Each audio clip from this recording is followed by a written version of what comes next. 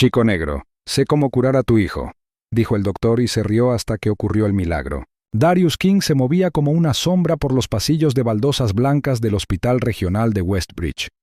Su carrito chirriaba levemente al pasar junto a las oscuras salas de examen y las estaciones de enfermería a media luz. Era casi medianoche y el olor a antiséptico mezclado con café frío flotaba en el aire. Su uniforme azul oscuro de conserje estaba ligeramente descolorido. La etiqueta con su nombre cosida sobre su corazón apenas se podía leer, pero incluso después de un turno doble, mantenía una postura firme. No tenía tiempo para descansar, no cuando el próximo aliento de su hijo dependía de cada dólar que ganara. A sus 28 años, Darius lucía un rostro envejecido, profundas arrugas talladas en su frente por años de ansiedad, ojos demacrados por el cansancio y manos callosas que soportaban el peso de demasiados sacrificios, pero se movía con determinación, no por el trabajo, sino por lo que le esperaba en casa. Micah. Su hijo de 6 años, su luz, su lucha, su todo. Micah nació más pequeño que la mayoría de los bebés, y para cuando cumplió 3 años, las señales ya no podían ignorarse. Los temblores sutiles, la dificultad para hablar, la rigidez muscular que iba y venía como una ola cruel.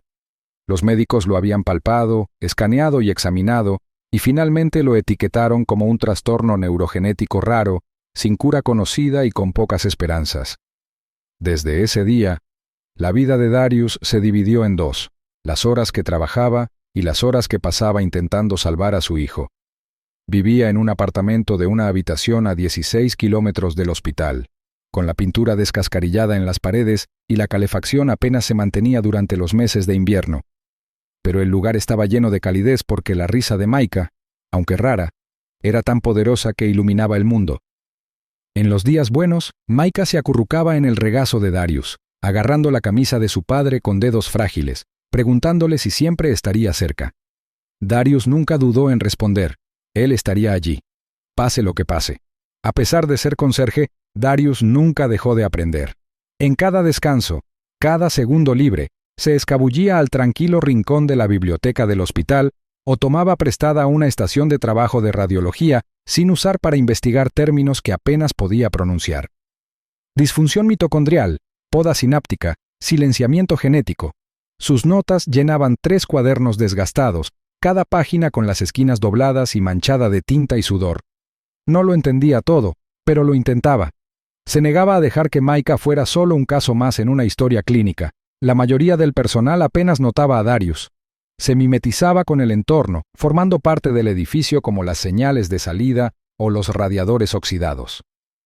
Cuando lo notaban, a menudo era con sonrisas desdeñosas o instrucciones poco entusiastas ladradas por encima del hombro. Las enfermeras de noche lo ignoraban. Los internos asentían distraídamente.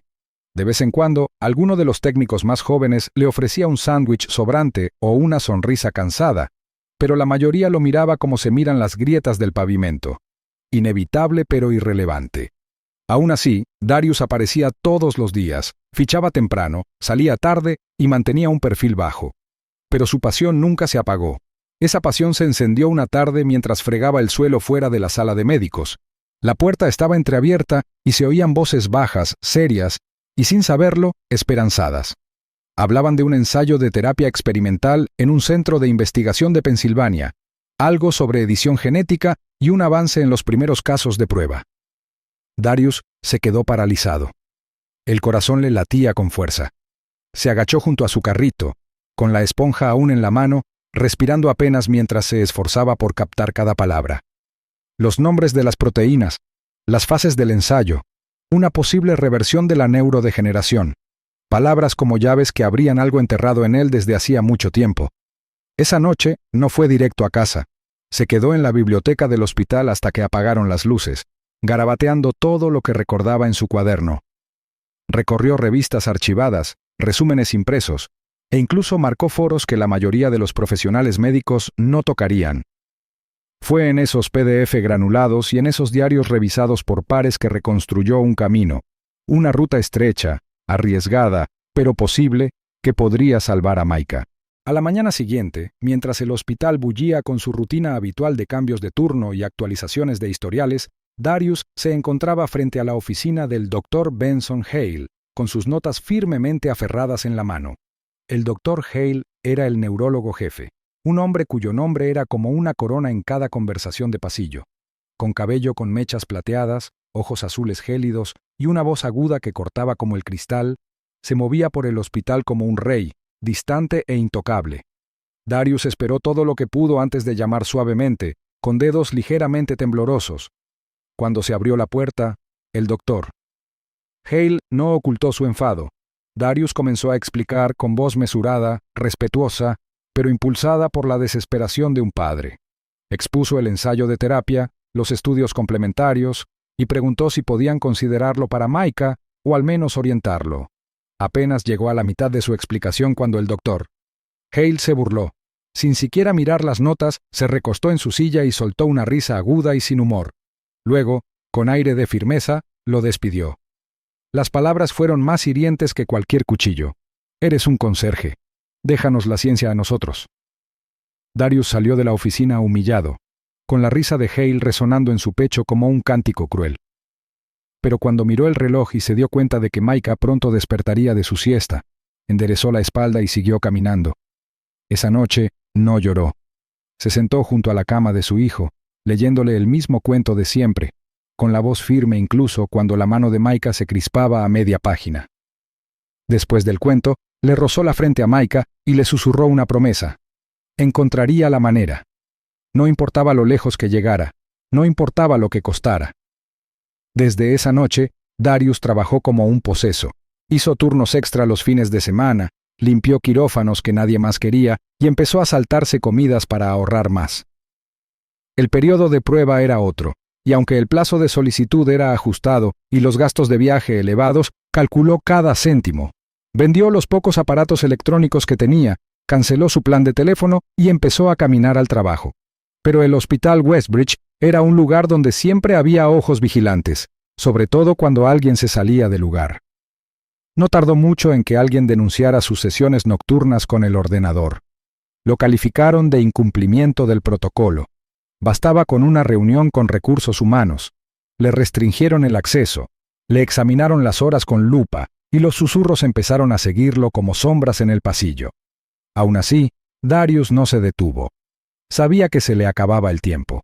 Las convulsiones de Micah se habían vuelto más frecuentes y la fatiga más prolongada.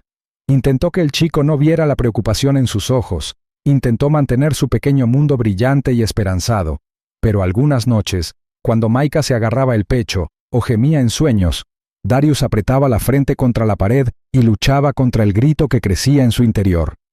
Ya no esperaba una solución del hospital, ya no confiaba en quienes vestían batas blancas y zapatos lustrados.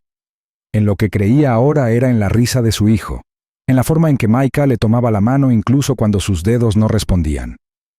Creía en el vínculo que ningún resultado de prueba podía medir, y en la promesa que había hecho con cada fibra de su ser.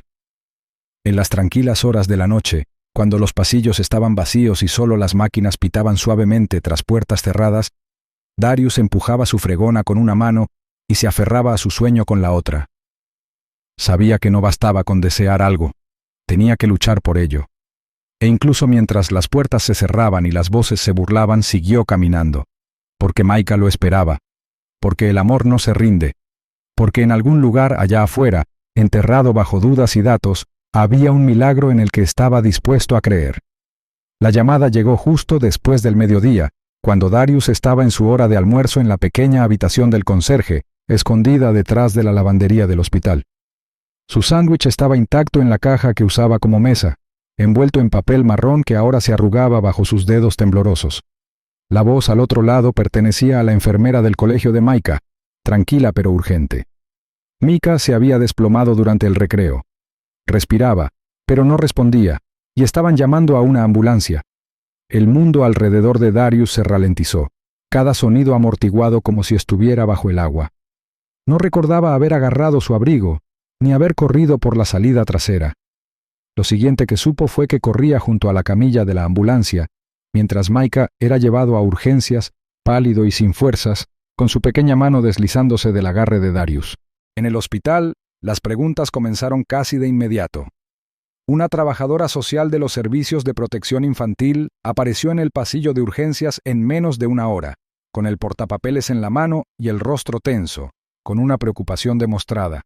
Preguntó sobre el historial médico de Micah, sobre el horario laboral de Darius, sobre si el niño se había quedado solo en casa. Su voz era serena, pero Darius percibió la sospecha que se filtraba en cada pregunta. Intentó responder con calma, pero se le quebró la voz cuando ella le preguntó si alguna vez había negado un tratamiento o había retrasado la búsqueda de atención. Apretó los puños a los costados, mientras ella tomaba notas sin levantar la vista. Detrás de ella, 2 enfermeras susurraban cerca de la máquina expendedora. Una de ellas lo miró antes de murmurar que a veces los padres se exceden, que presionan demasiado, que se involucran demasiado. La otra asintió, y Darius captó las palabras proyección psicológica y Munchausen, resonando débilmente en el pasillo. Se dio la vuelta y se dirigió a la ventana del fondo, con la mandíbula apretada, la mirada perdida. Más tarde, cuando el doctor Hale finalmente salió del ala pediátrica, su rostro no reflejaba ninguna emoción. Las palabras que pronunció fueron cortantes, clínicas y devastadoras. El trastorno de Micah había progresado a una etapa terminal. No podían hacer más que controlar los síntomas y que se sintiera cómodo. Le dijo a Darius que se concentrara en disfrutar del tiempo que le quedaba. Esa era la frase exacta. Disfruta del tiempo que te queda. Darius miró al suelo mientras las palabras se asimilaban, con un extraño zumbido en los oídos. Algo dentro de él se replegó, pero no se rompió. Asintió en silencio, se apartó del hombre que acababa de condenar a muerte a su hijo y regresó a la sala de espera donde Micah yacía recuperándose del episodio. Pero Darius no había terminado. Negándose a aceptar el veredicto, esperó a que terminara el horario de visitas y luego regresó a la sala de profesores, donde aún tenía algunos amigos dispuestos a prestarle un ordenador fuera del horario de atención. Localizó la clínica que había realizado el ensayo sobre el que había leído, uno que utilizaba terapia génica dirigida para corregir vías neuronales mutadas. La ciencia era experimental, controvertida y aún no estaba aprobada por la FDA. Pero los primeros informes eran prometedores. Envió correos electrónicos, llamó y envió todos los formularios que encontró. Cuando finalmente respondieron, la respuesta tenía un precio. Incluso la evaluación requería miles de dólares. Dinero que no tenía, un seguro que no lo cubría y ninguna garantía de admisión. Cada solicitud de ayuda financiera que presentó parecía desvanecerse en un limbo burocrático. Las llamadas telefónicas terminaban en bucles interminables.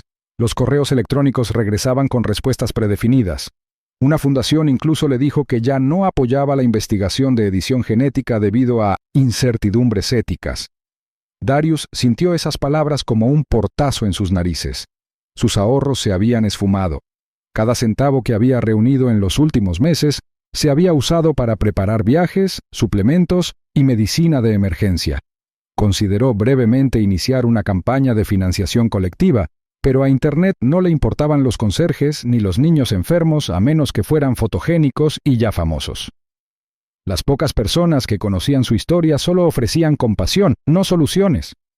Su supervisor en el trabajo le sugirió tomarse una licencia sin sueldo para atender asuntos personales, aunque todos sabían que una licencia sin sueldo para alguien en su puesto era solo otra forma de decir que se marchara sin hacer ruido. En un último acto de desesperación, Darius se tragó su orgullo y volvió con el doctor Hale. Esta vez no llegó con artículos ni preguntas, llegó con una simple petición, una carta de recomendación, una que podría inclinar la balanza en la clínica y tal vez lograr que Micah fuera considerado un caso compasivo. Se quedó en el umbral de la oficina de Hale, con el sombrero en la mano y la voz baja y pesada. Al principio Hale ni siquiera levantó la vista de su escritorio. Cuando finalmente lo hizo, la mirada en sus ojos era tan fría como semanas atrás. Apenas Darius terminó la frase cuando Hale se recostó en su silla y sonrió con suficiencia. Las palabras que siguieron le cayeron como piedras. ¿Así que quieres que responda por ti? ¿Un conserje con Google y un sueño? Component Placement rió entre dientes, casi divertido por lo absurdo. Entonces su tono se volvió cruel y su sonrisa se ensanchó al añadir: «Niño negro, sé cómo curar a tu hijo. Se llama aceptación». Darius no se movió. Por un instante, su rostro no delató nada. Luego, lentamente, se dio la vuelta y salió de la oficina con paso mesurado, como si intentara evitar que su cuerpo se desmoronara bajo el peso de lo que acababa de oír. No regresó a casa esa noche.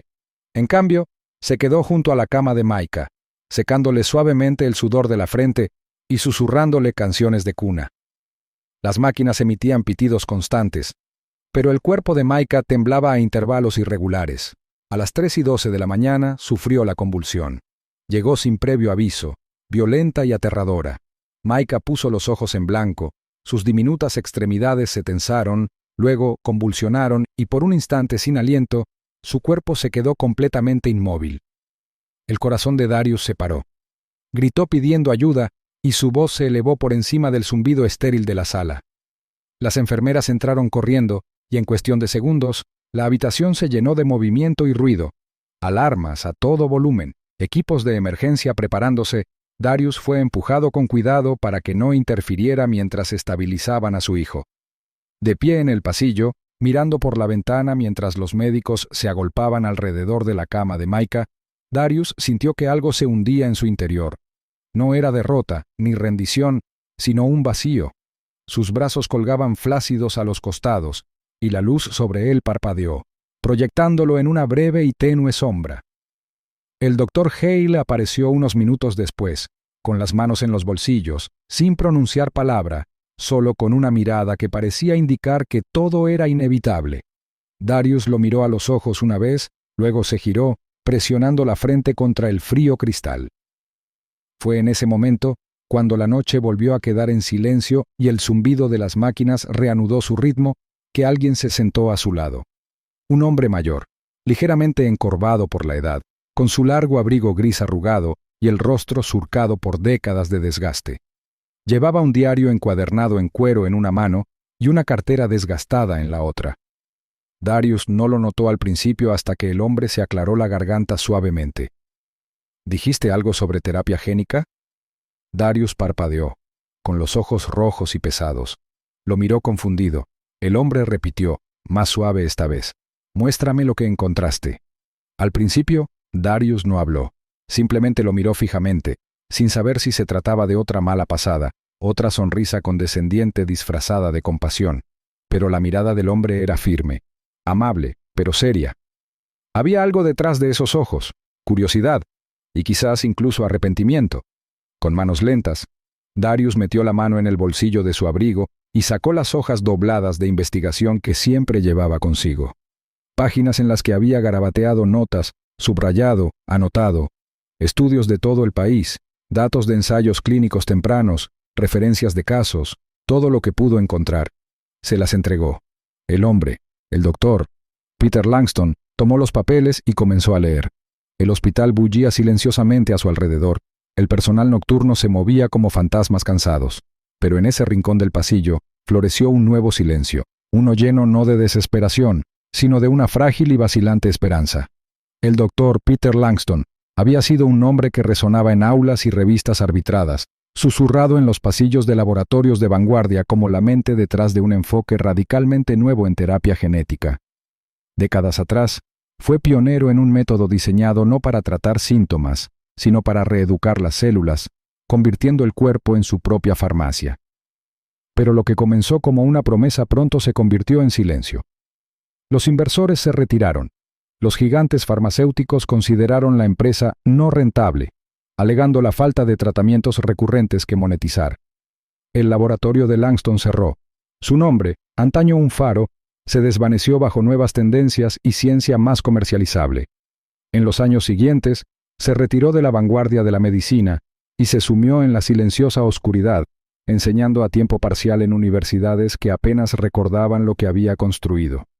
Pero esa noche, sentado junto a Darius, hojeando las páginas manuscritas y los impresos reconstruidos de la investigación que había rescatado entre turnos de limpieza y visitas a urgencias, algo que llevaba mucho tiempo latente en su interior se agitó. El caso del chico no solo era convincente, sino preciso.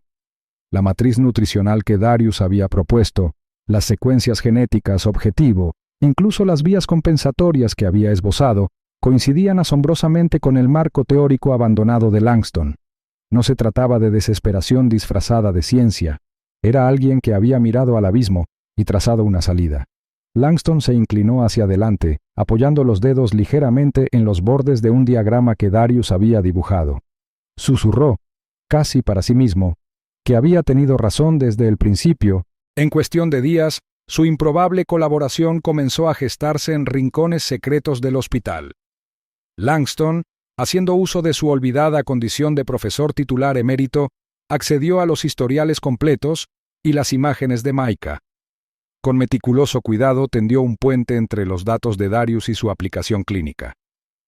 Ideó un plan de pretratamiento basado en la secuenciación de nutrientes, un enfoque diseñado para estabilizar las mitocondrias de Micah y preparar sus células para una terapia más agresiva. Las enfermeras que antes miraban de reojo a Darius con recelo, ahora observaban en un silencio incómodo cómo Langston entraba en las salas restringidas y se conectaba al sistema interno con credenciales que la mayoría creía caducadas. Bajo la supervisión de Langston, y con Darius a su lado, comenzaron a notarse los primeros cambios. Sutiles al principio, menor fatiga, mayor concentración, mejores reflejos motores, pero pronto los resultados fueron innegables. Los temblores de Micah disminuyeron. Su equilibrio mejoró. Sus escaneos vitales, antes mosaicos caóticos de deterioro, ahora mostraban patrones constantes que el personal no podía explicar. Las enfermeras intercambiaban miradas mientras actualizaban los historiales, murmurando preguntas que no tenían autoridad para hacer en voz alta. En la sala de descanso, los susurros se convirtieron en rumores. Algunos lo descartaron de plano, atribuyéndolo a un placebo o a una fluctuación. Otros no estaban tan seguros. La frase empezó a circular: el conserje y la reliquia. La noticia no tardó en llegar al doctor. Hale irrumpió en la sala una tarde, con el rostro tenso por la furia contenida. Sin esperar explicaciones, llamó a Darius y le lanzó acusaciones: incumplimiento del protocolo, interferencia no autorizada, comportamiento imprudente. Amenazó con el despido inmediato y exigió que Langston se retirara de toda actividad hospitalaria. Pero Langston, sereno, presentó sus credenciales universitarias, aún vigentes, junto con una cláusula legal que le otorgaba acceso a colaboración en investigación para estudios médicos, bajo revisión institucional. Hale, sorprendido, no pudo evitar enfurecerse cuando Langston le recordó que estar jubilado no significaba ser irrelevante. La noticia de la situación trascendió las paredes del hospital cuando una foto tomada por una enfermera, Micah inconsciente en una cama de hospital, Darius dormido en una silla a su lado, todavía con su uniforme de conserje, fue publicada en línea por uno de los antiguos alumnos de Langston. El pie de foto era simple: así es el amor. Que alguien los ayude. En cuestión de horas, la imagen explotó en las redes sociales. Las donaciones comenzaron a inundar una modesta campaña de recaudación de fondos que el alumno de Langston había creado, originalmente solo para pagar el transporte de Micah a la clínica del ensayo. Superó la meta original en minutos. Decenas de miles le siguieron. Los mensajes privados llegaron a raudales de antiguos investigadores, estudiantes de medicina y padres comunes conmovidos por la devoción inquebrantable de un padre que se negaba a rendirse. Con los fondos asegurados reservaron el vuelo. Langston organizó una reunión con la clínica que realizaba el ensayo, un centro con el que había tenido vínculos antes de dejar el campo. El viaje fue tranquilo, envuelto en una nube de esperanza y ansiedad. Darius sostuvo la mano de Micah durante todo el trayecto. Cada kilómetro era una oración silenciosa. Al llegar, la clínica los recibió con cautela. Los investigadores principales examinaron las notas que Langston les había proporcionado con rostros indescifrables. Darius se preparó para el rechazo. Pero entonces llegó el momento que no se habían atrevido a imaginar. Tras una evaluación preliminar, la clínica aceptó una evaluación de protocolo de emergencia, alegando circunstancias excepcionales e interés público. El tratamiento comenzó con pasos suaves, cautelosos pero progresistas. En cuestión de días, Micah respondió, no solo en las historias clínicas, sino en la vida. Hablaba con más claridad. Recuperó la energía. Y entonces, en el pasillo del centro de pruebas, bajo la atenta mirada de médicos, enfermeras y del propio Langston, Micah se puso de pie. Al principio le temblaron las piernas, luego se estabilizaron. Un pie avanzó, luego otro. Por primera vez en meses, el niño caminó sin ayuda. Cada paso era un milagro forjado en la resistencia y la desesperación.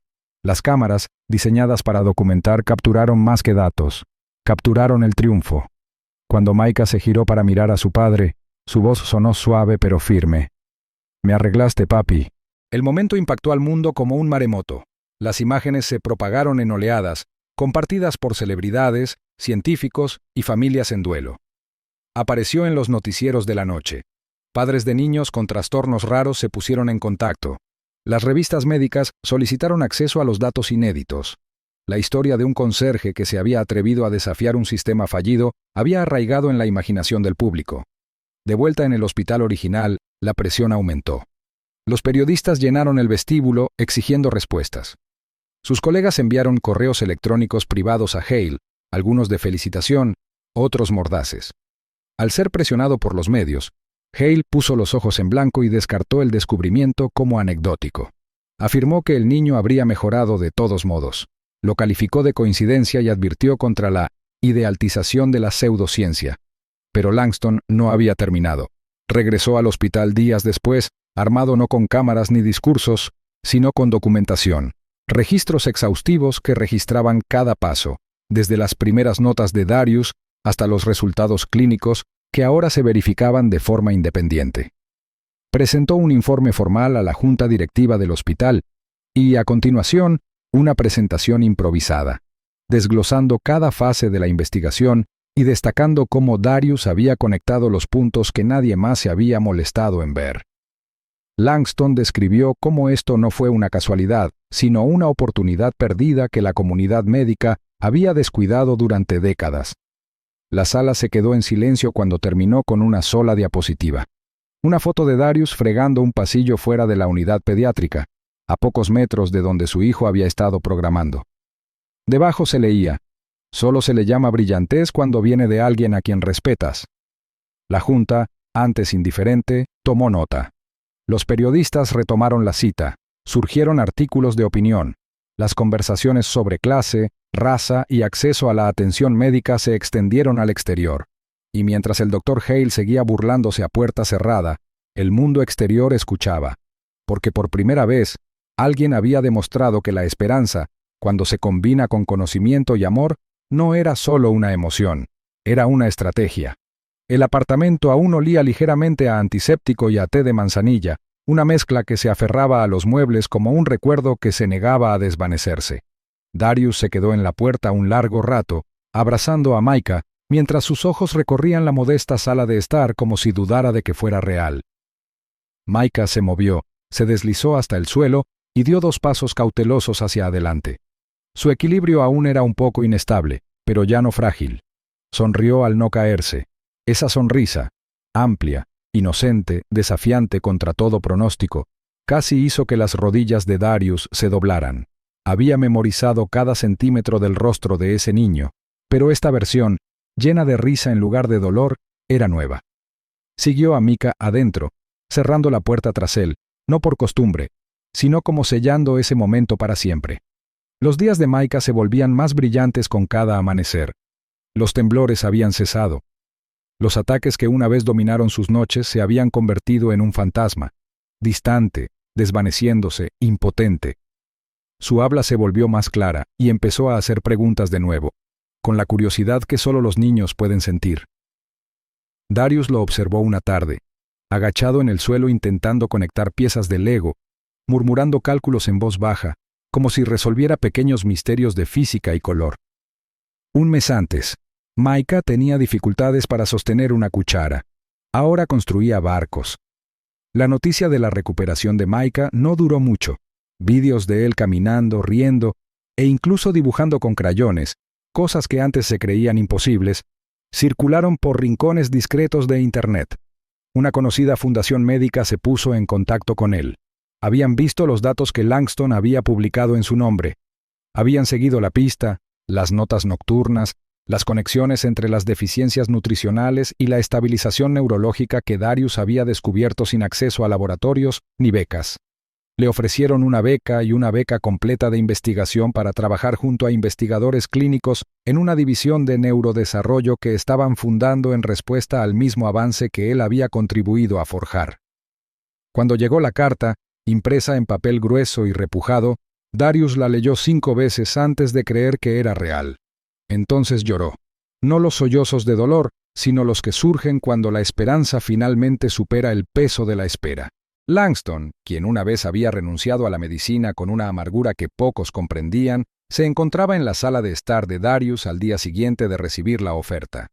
Llevaba un abrigo de lana suave y una expresión distante, entre reverencia e incredulidad, mientras observaba a Micah mostrar un dibujo. Era una tosca representación a crayón de un cohete, con pasajeros con palitos etiquetados como papá y yo. Langston lo contempló un buen rato antes de volverse hacia Darius. Su voz era tranquila al admitir que no se había sentido tan vivo en años. El fuego había regresado, no en su nombre ni en su reputación, sino en el eco de la risa de Micah. Salió de su retiro al mes, solicitando ser mentor de Darius formalmente. No para guiarte, aclaró durante su primera reunión de investigación, sino para acompañarte. Ya has hecho lo difícil, creer cuando nadie más lo hacía. Mientras tanto, la tormenta que Darius había capeado comenzó a llegar a oídos de los responsables de los aspectos más oscuros. La administración del hospital, ante el creciente escrutinio de periodistas y organismos de control internos, inició una investigación formal sobre las prácticas del Dr. Hale. Surgieron testimonios, voces silenciosas, envalentonadas por lo que Darius había padecido. Una joven enfermera recordó haber sido regañada por abogar por un tratamiento más agresivo para un paciente de bajos recursos. Un residente recordó que Hale desestimó una queja de dolor como una exageración más. Se extrajeron y revisaron archivos que llevaban mucho tiempo enterrados. Empezaron a surgir patrones, disparidades en la clasificación, el seguimiento y la denegación del acceso a los ensayos clínicos a pacientes de color. En un memorando interno, filtrado semanas después y bajo secreto, se afirmaba claramente: negligencia, patrones de sesgo, incumplimiento de los protocolos que priorizan al paciente. Se le pidió al doctor Hale que renunciara con el pretexto de buscar otras oportunidades. No hubo desprestigio público ni comunicado de prensa. Solo silencio, ese que resuena con más fuerza cuando es lo único que queda tras años de injusticia. Darius leyó las noticias sentado en el parque con Micah, mientras el viento se mecía entre los columpios. No sintió triunfo, solo una silenciosa liberación. La justicia, cuando finalmente llegó, no gritó. Simplemente existió. Los periodistas acudieron en masa tras la filtración de la renuncia. Para entonces, el nombre de Darius se había convertido en un faro para familias con preguntas, con niños sufriendo en silencio, con sueños enterrados bajo las facturas del hospital y la burocracia. En una conferencia de prensa organizada por la Fundación, se paró detrás del podio con un traje gris oscuro prestado por Langston. Llevaba la corbata ligeramente torcida. Parecía cansado pero orgulloso, un hombre cuya fuerza se había refinado en el fuego, no nacido de la fama. Un periodista le preguntó qué lo había mantenido en pie. La sala quedó en silencio. Las cámaras disparaban con anticipación. Darius se giró para mirar a Micah, quien estaba sentado en la primera fila, con las piernas balanceándose bajo la silla, los ojos abiertos con ese tipo de amor que hacía desaparecer al resto del mundo. La voz de Darius no se elevó ni se quebró. Era suave, segura, reverente. Dijo que la vida de su hijo no era un diagnóstico. Era una promesa. La escena final se desarrolló semanas después en una calle tranquila flanqueada por sicomoros que empezaban a florecer. Darius corría junto a Micah con una mano suspendida, pero sin sujetarlo, mientras el niño pedaleaba hacia adelante en una bicicleta roja, sin rueditas, sin manos guiándolo desde atrás. Micah gritó que lo estaba logrando, que volaba. Y así era. Las ruedas giraban bajo él, firmes y seguras, mientras su risa, aguda y brillante, se derramaba en el aire de la mañana. Los vecinos se asomaban desde los porches, observando un milagro que, desde fuera, parecía un niño simplemente montando en bicicleta. Pero Darius sabía la verdad. Era el sonido de la supervivencia manifestado, el eco de la resiliencia resonando a través del pavimento y el viento. Más tarde, se descubrió una placa en el vestíbulo principal del hospital. Estaba debajo de una foto enmarcada de Darius, agachado junto a Micah en una cama de hospital, ambos sonriendo, la luz del sol entrando a raudales por la ventana como la gracia encarnada. La placa no tenía ninguna fanfarria. solo unas líneas grabadas en el metal, atemporales y verdaderas, en honor al conserje que nunca se rindió, y al hijo que le dio todas las razones para no hacerlo.